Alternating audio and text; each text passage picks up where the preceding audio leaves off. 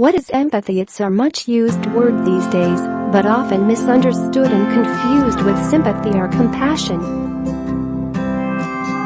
Empathy, according to the Merriam-Webster dictionary, is a very particular thing, the action of understanding, being aware of, being sensitive to, and vicariously experiencing the feelings, thoughts, and experience of another without having the feelings, thoughts, and experience fully communicated in an objectively explicit manner. In other words, imagining what it would be like to be in someone's situation and feeling for them, and not, as in the case of sympathy, with them.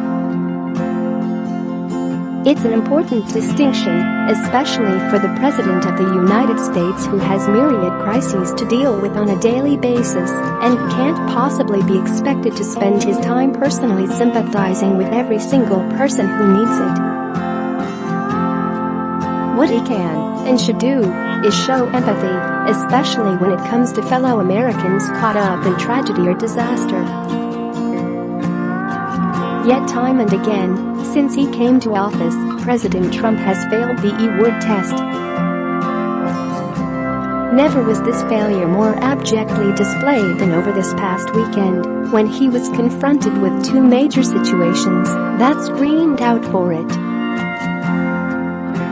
The first was the horrific natural catastrophe in Southern California, where the worst fires for over 100 years have wreaked deadly havoc and carnage. As people were being killed in their cars by raging flames and seeing their homes destroyed in seconds, the president took to Twitter to try to score a cheap political point. There is no reason for these massive, deadly, and costly fires in California, he said, except that forest management is so poor. Billions of dollars are given each year, with so many lives, all because of gross mismanagement of the forests. Remedy now, or no more Fed payments. Sorry, what as Americans burned alive, their president's first thought was money, threats and blame. He wasn't even correct in his criticism. These fires were caused by rising temperatures from the climate change he refuses to accept is happening. Prolonged lack of rain and exceptional winds, a perfect trifecta of rare weather condition hell.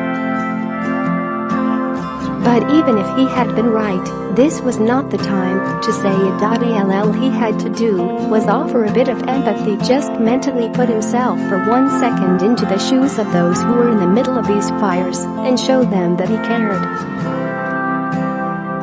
Trump's failure to say anything remotely resembling empathy for another 24 hours was not just appalling, it was totally unnecessary and self-defeating.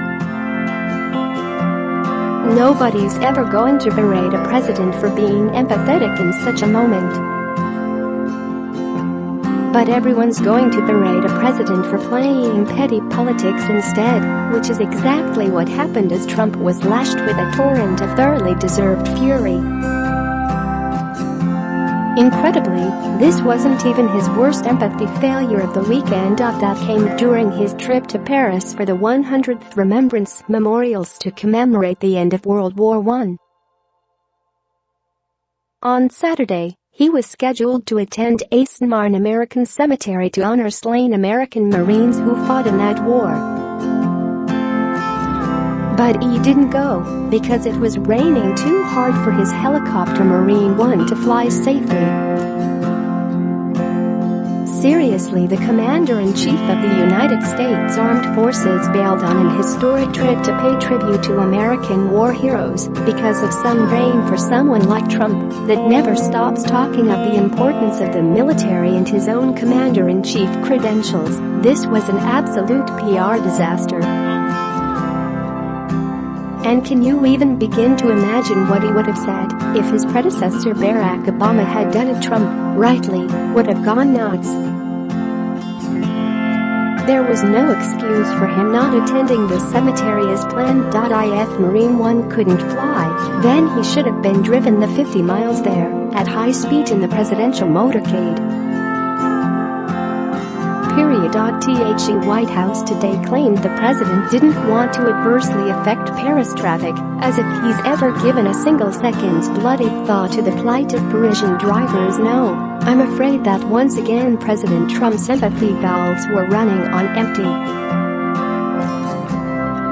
He never stopped to think that by skipping the cemetery, he was trampling on the graves of those brave Americans who sacrificed their lives for their country. Or that he was letting down and embarrassing every American back home whom he was representing.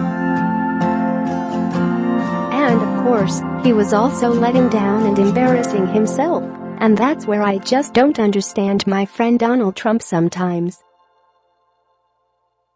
This stuff is the easy bit of being president, for goodness sake. To turn up at military cemeteries or tweet your support for people caught up in wildfires is not contentious or politically partisan. It's just a chance to show you're a president who cares about the men and women who serve your country and for American citizens whose lives are in danger. If you get it right, you are showered with the kind of praise Trump craves. But if you get it wrong, people never forget. Just ask George W. Bush, whose reputation was irreparably damaged by his lackluster reaction to Hurricane Katrina. The strange thing about Trump's apparent inability to emphasize is that a huge part of his success is down to his natural ability to understand what people are thinking. He was able to tap into millions of Americans' fears and concerns about job security, the economy, illegal immigration and terrorism, and exploit them for political gain. What's also strange is that I believe, contrary to a perception he fuels on a daily basis, Trump does have an empathetic bone in his body, or at least the ability to show that he has. I witnessed it firsthand when I competed in the first season of Celebrity Apprentice 10 years ago. I spent over 100 hours sitting across Trump in his boardroom, and although he loved playing up to his reputation as a ball-breaking bad businessman, he was also perfectly capable of showing a softer, big-hearted side when the situation called for it. If someone lost a challenge, but tried their best, and was an inherently decent person, he would often reluctantly fire them, praise them to the hilt and toss in an unexpected, unearned big check for their chosen charity. Now, part of this was pragmatic. He knew that a big TV audience wouldn't want him to make that person feel worse than they already felt. Conversely, if someone was a backstabbing little douchebag, he'd gleefully send them packing with a verbal spear in their back. But the Trump I witnessed during the filming of Celebrity Apprentice was a much more empathetic creature than the uncompromising empathy-devoid one currently occupying the White House. His critics put that down to him being a narcissist, which may be true. Certainly, a diagnostic criterion of narcissism is a lack of empathy and an unwillingness or inability to identify with the needs of others.